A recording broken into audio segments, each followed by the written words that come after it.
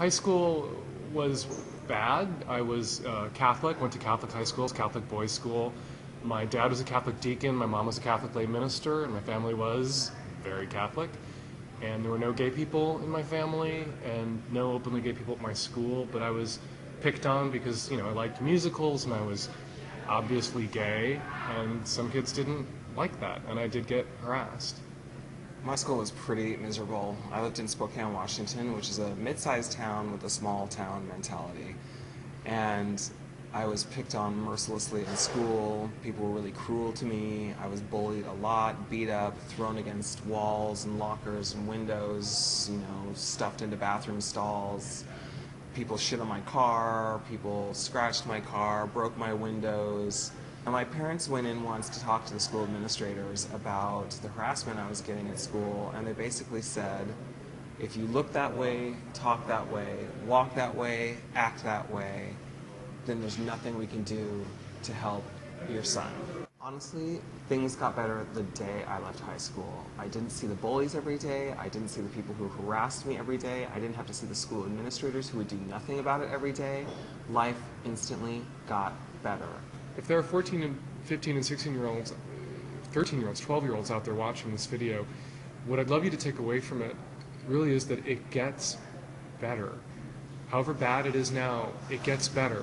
And it can get great, and it can get awesome. Your life can be amazing, but you have to tough this period of it out, and you have to live your life so that you're around for it to get amazing, and it can and it will. When I first came out to my folks, they weren't thrilled. My mother said she never wanted to meet any of my boyfriends, or boyfriend, and I was never to bring a man around that I was dating to the house, ever.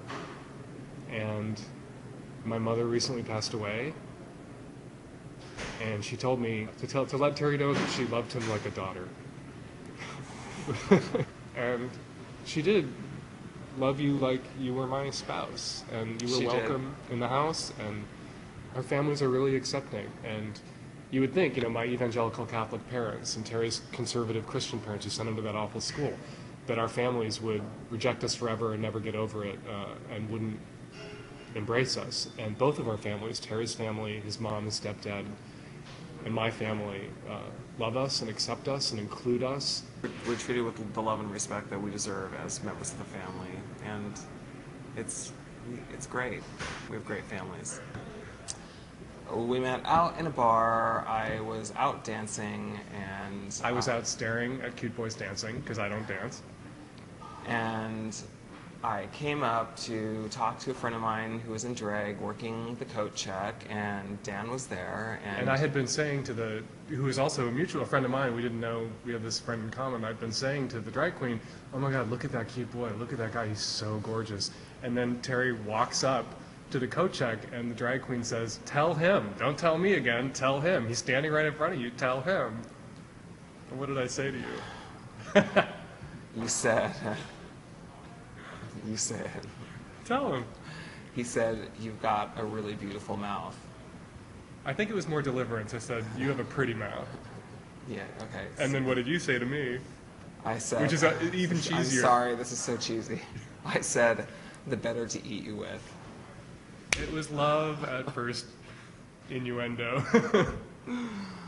Oh, yeah, I mean, roll your eyes all you like. It was a pickup line that worked, right? Here we are 16 years later. 16 years later, it worked.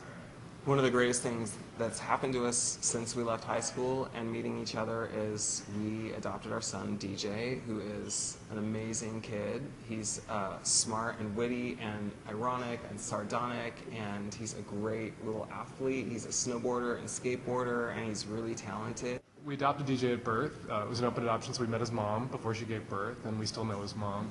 And it's really been the last 12, almost 13 years now. DJ's going to be 13 in March.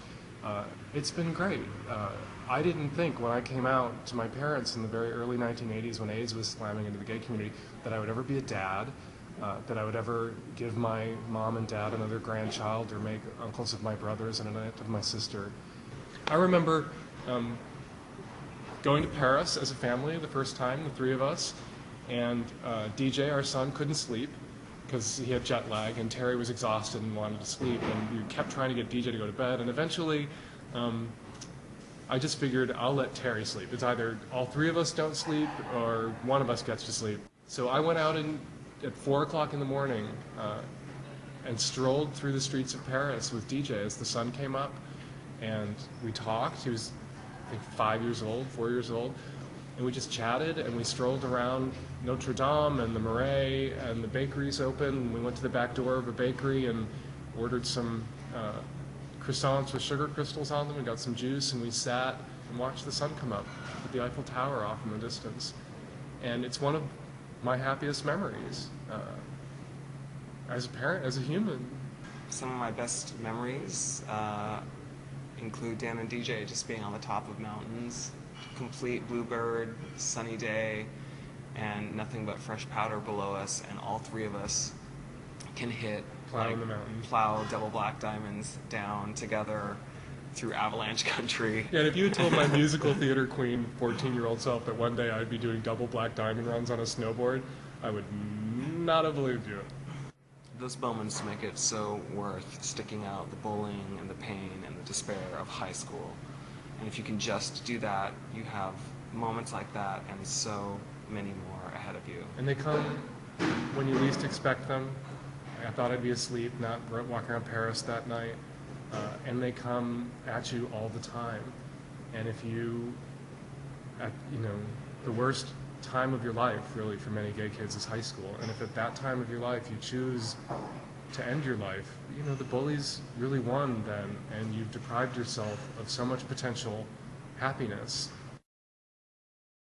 If my adult self could talk to my 14-year-old self and tell him anything, I would tell him to really believe the lyrics to Somewhere from West Side Story. There really is a place for us, and there really is a place for you.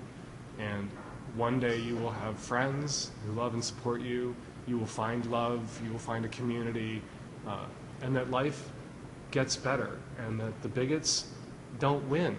The people who were picking on me then are completely irrelevant. I don't know where they are now. I don't know if they're happy. I assume that they're miserable, because miserable people like to make other people miserable.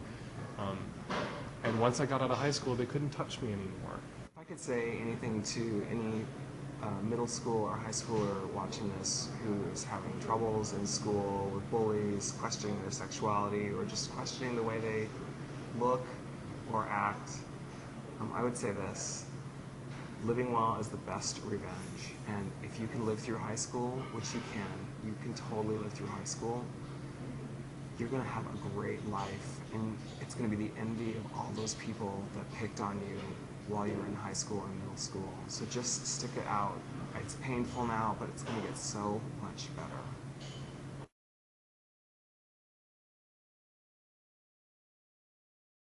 Okay, so you guys happy to be alive? Yeah, we're very happy to be alive. Yes, we're ecstatic to be alive. And life has its ups and downs, it has its challenges, there are tough moments. You still gotta work, you still gotta pay bills, but in between all of that, we have really great lives together. And you can have a great life too.